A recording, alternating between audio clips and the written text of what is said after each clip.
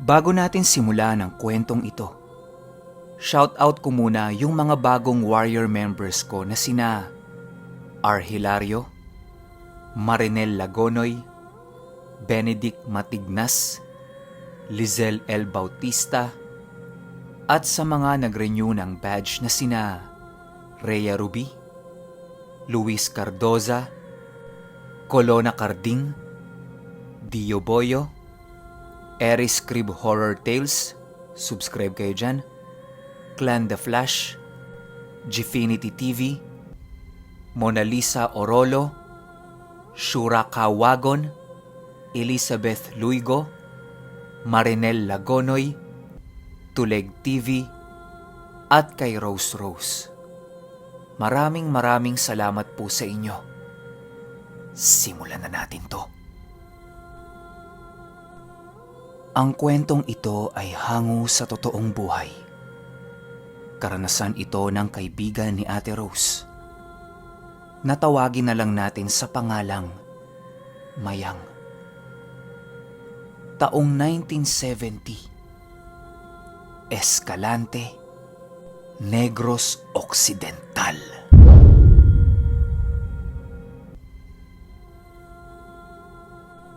Itong mga panahong ito, bagong salta lang ang pamilya ni Mayang sa isang barangay dito sa Escalante.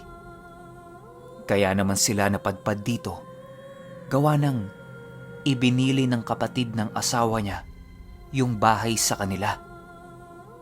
Bilang nakikitira lang naman sila sa dati nilang bahay, naisipan nila na lumipat na lang dito. Mainam pa kasi kapatid ng asawa niya yung may-ari ng bahay. Hindi na sila iba rito. Unang buwan ng pagtira nila dito sa Escalante, maayos naman pero kapag hating gabi kasi, parang palagi na lang maraming tao sa labas. Kapag sisilip naman sila, wala silang nakikitang mga tao. Gabi-gabi yun sa loob ng isang buwan. Ang nakakapagtaka pa, sobrang lalayo na mga distansya ng bahay-bahay dito. Kaya imposibleng sa tapat ng bahay nila mag-iingay yung mga kapitbahay nila. Yung mga anak din nila, kapag 10 oras ng gabi, naaalimpungatan. Pawis na pawis tapos iyak ng iyak. Kumakalma lang yon kapag pinapainom nila ng tubig at hinahaplos-haplos yung likod. Kaso lang, naaapektuhan din yung tulog nilang mag-asawa. Nagtatrabaho sa bukid yung asawa ni Mayang Hindi niya nakokompleto yung tulog niya. Kaya ang nangyayari, nakakatulog siya sa bukid na dapat nagtatrabaho siya. Isang linggo pa ang lumipas. Naisipan ni Mayang na ipakonsulta sa albularyo yung mga anak niya. Baka kasi may naglalarong engkanto dito o kung anumang elemento. Yung pamilya kasi ni Mayang, buong-buo ang paniniwala sa mga yan. Pagpunta nila sa albularyo, tinawas nito ang mga anak niya. At yung albularyo, nagimbal sa naging resulta ng tawas. Pinakita ng albularyo kay Mayang yung resulta ng tawas. At ang lumabas, sabog-sabog na figura. May mahaba na parang sinulid at marami itong mga kuko. Tanong ni Mayang sa albularyo, "Ano ho yan? Laman lupa po ba?" Nanginginig-nginig pang sumagot yung albularyo sa kanya ng, "Aswang! Kinagampala ng aswang ang mga anak mo." Natulala si Mayang sa narinig niya kasi hindi siya makapaniwala Aswang? Wala namang aswang sa barangay nila Saan yun manggagaling? Dala ng kuryosidad, nagpatawas din itong si Mayang sa albularyo. At ang naging resulta ng tawas niya, maniwala kayo o hindi, parehong-pareho sa naging resulta ng mga anak niya. Ang sabi sa kanya ng albularyo, ugaliing maglagay ng asin sa mga bintana at paligid ng bahay nila. Malaki ang maitutulong nun para layuan sila ng aswang. Matapos yan, wala na itong ibang binilin pa. Habang naglalakad silang tatlo papauwi, hindi mawala-wala sa isip niya yung sinabi ng albularyo sa kanya. Kasi hindi niya alam kung maniniwala ba siya. Yung itsura kasi ng albularyo, parang hindi ka panipaniwala. Panay pa ang hagikgik nito kapag kausap sila. Yun bang mararamdaman mo na nagbibiro lang ito? Nung medyo malapit na sila sa bahay nila, meron silang nadaanang bahay na nakadikit sa paanan ng bundok. Tinuro yun ng isang anak niya. Ang sabi "Nay, ang galing ng bahay oh. Nasa taas." Natuwa naman sila kasi first time nilang makakita ng ganun eh. Kubo tapos nakadikit sa paanan ng bundok. Tumigil sila saglit para tingnan yung bahay. Paglapit nila, nakita nila na madilim, luma na, at higit sa lahat, saksakan ng baho yung bahay na yun. Napaatras silang tatlo kasi ang lakas talaga nung amoy. Parang bulok na laman, anghit, suka, baktol, halo-halo na. Yung bunso niyang anak, hindi na napigilan yung suka. Suka ito ng suka habang umiiyak. Nilayo ni Mayang yung anak niya sa bahay kasi doon nagkakalat yung anak niya. Nung medyo malayo-layo na sila, narinig nila na dahan-dahang bumubukas yung bintana sa bahay. Para itong kawayang naglalangit-ngit kasi nga luma na yung bahay, di ba? Paglingon nila dito, meron silang nakitang matandang babae. Mahabang-mahaba ang buhok. Puting-puti ang muka. At kulo-kulubot ang balat. Nakatitig ito sa kanilang tatlo. Nang bigla na lang, yumuko ito sa bintana na parang merong pinulot sa lapag. Pagtayo niya, iniladlad niya yung buhok niya sa bintana. Maniwala kayo o hindi, kahit nasa taas ng bahay itong matanda na ito, yung buhok na nilugay niya, umabot hanggang sa ibaba. Ganon kahaba ang buhok nitong matanda. Silang tatlo naman, nagtataka sa ginagawa ng matanda. Kasi, bakit niya kailangang ilugay yung buhok niya? Sa anong dahilan? Nakita nila na parang paulit-ulit hinahawi ng buhok ng matanda yung lupa kung saan sila nakaapak kanina. Bigla na lang tumigil yung matanda sa ginagawa niya at hinila nito pabalik yung mahabang buhok niya. Matapos yan, padabog niyang sinarado yung bintana. At naririnig nila na padabog na bumababa ito ng bahay na tila ba nagmamadali siyang puntahan sila. Sa takot nilang mag-iina, tumakbo na sila papauwi ng bahay. Kahit susuka-suka pa yung bunsong anak niya, hindi na niya pinansin kasi takot na siya. Nung makauwi sila ng bahay, wala pa yung asawa niya. Sa takot niya, sinarado niya lahat ng pintuan tsaka bintana. Maaga pa yun ha, partida. Pero grabeng kilabot na yung nararamdaman niya. Mas lumala pa yan nung naamoy niya sa bahay nila. Yung amoy nung bahay na nasa paanan ng bundok. Pagsilip niya sa bintana nila, nakita niyang naglalakad ng napakabilis papunta sa bahay nila.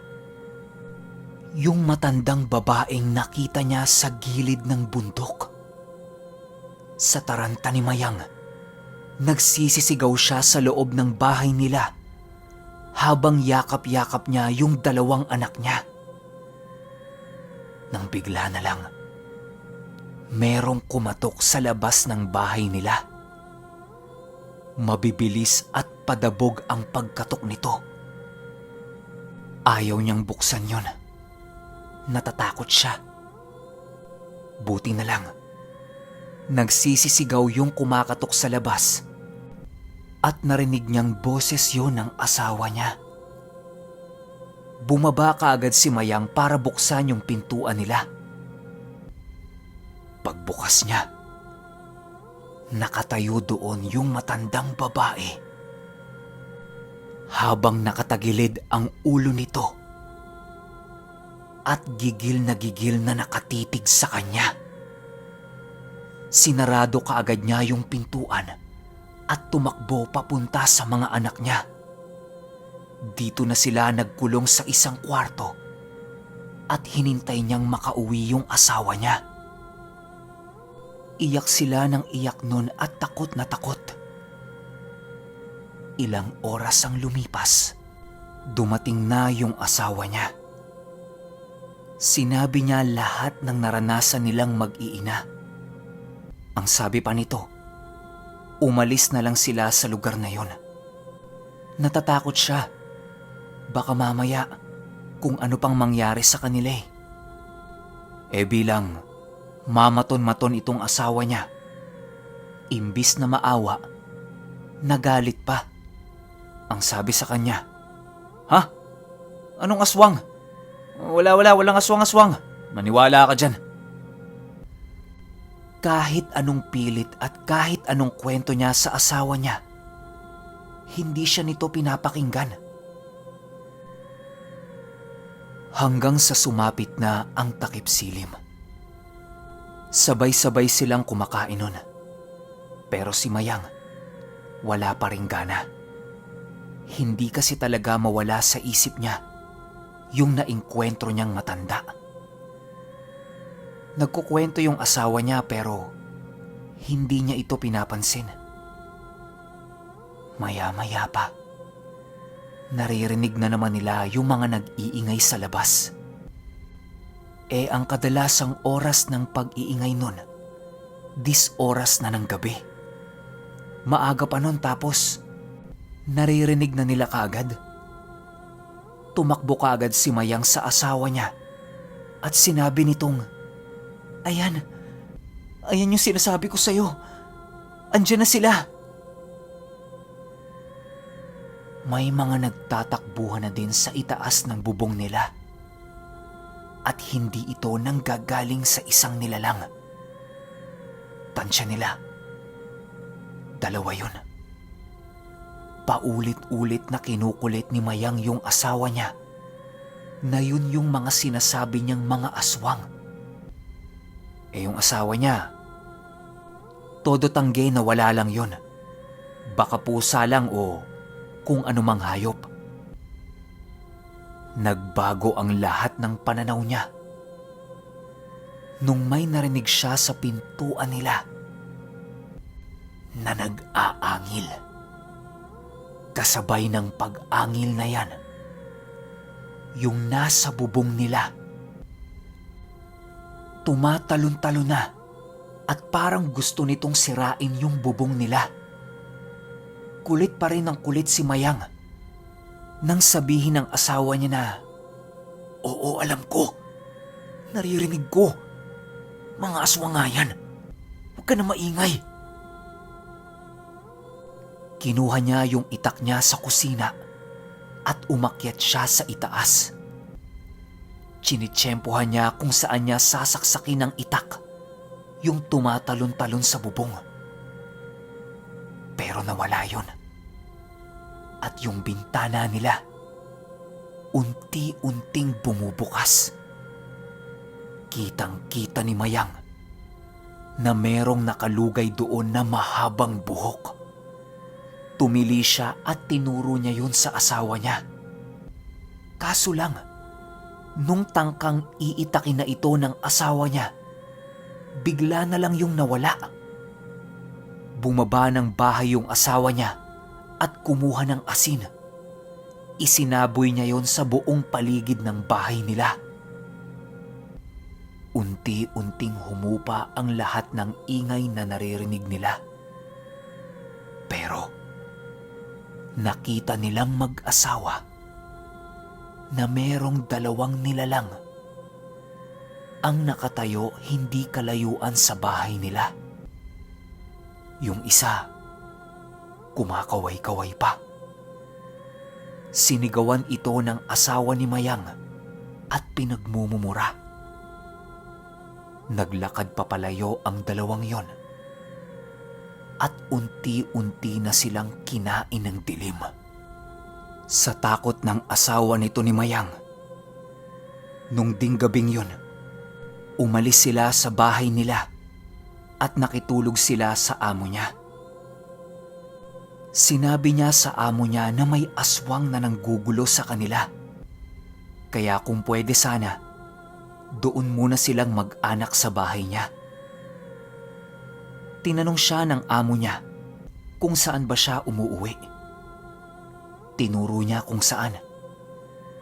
Ang sabi ng amo niya sa kanya, noon pa man din sa lugar nila, merong usap-usapan na mag-asawang aswang ang naninirahan talaga doon.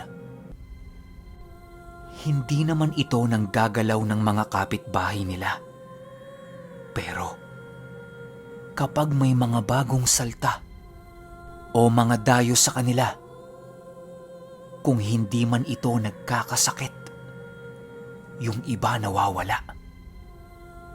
At ang pinaka-pinagdududahan nila kung sino yon, yung nakatira sa gitna ng lugar nila.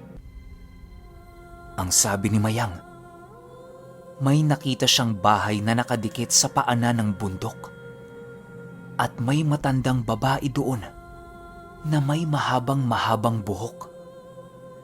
Pakiramdam niya pa, sumunod yun sa bahay nila. Ang sabi ng amo ng asawa niya, magpahinga na sila. Bukas na bukas pupuntahan nila yung sinasabi niyang bahay at may mga itatanong sila sa mga nakatira doon.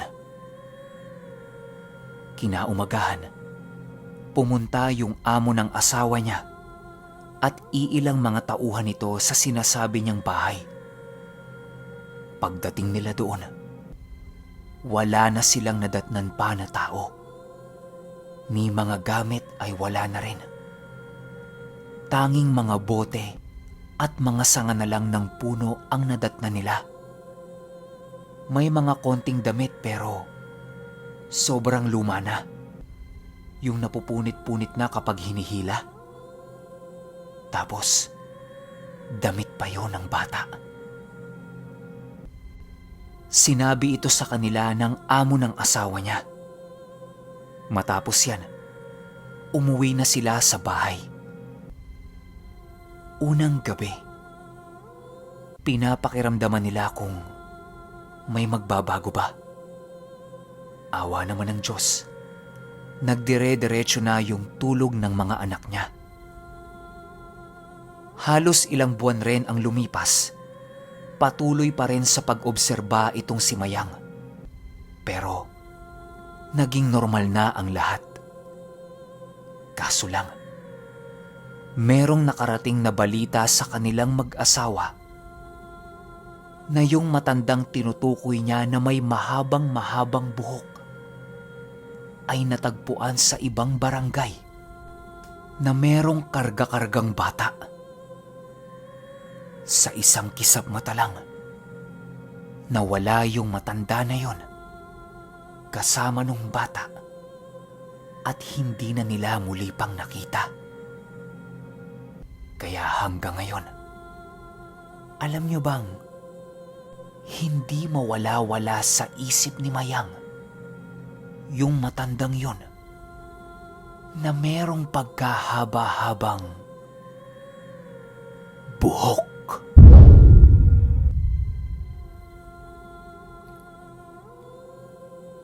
Okay, opinyon ko sa kwento. Grabing kilabot ko doon sa part na sumunod pa hanggang sa bahay nila. Sobrang tapang naman nun. At saka, umaga pa di ba? Ang medyo pinag-iisipan ko lang, yung buhok niya yung ginagamit niyang pangkuha ng bakas ng tao. Kasi kung mapapansin nyo, kung saan nakatayo yung mag-iina, doon niya paulit-ulit winawasiwas yung buhok niya, di ba? Ang tanong, para saan? Kasi kung para malaman niya kung saan nakatira yon, imposible naman. Gawa ng napupuntahan na niya gabi-gabi, di ba? Nabibigyan niya pa nga ng sakit yung mga bata Kaya, imposible. Kayo, may ideya ba kayo kung para saan yung ginagawa ng aswang na yon? I-comment nyo naman sa baba Bago natin tapusin tong video, shoutout ko lang yung 5 random subscribers natin na sina Mansor Tuway, Kurt Thunder Arbilon, John Reniel Zacate, Wilmar Hadap, at kay JC Castro. Yun lang. Hanggang sa susunod na kwento. Salamat.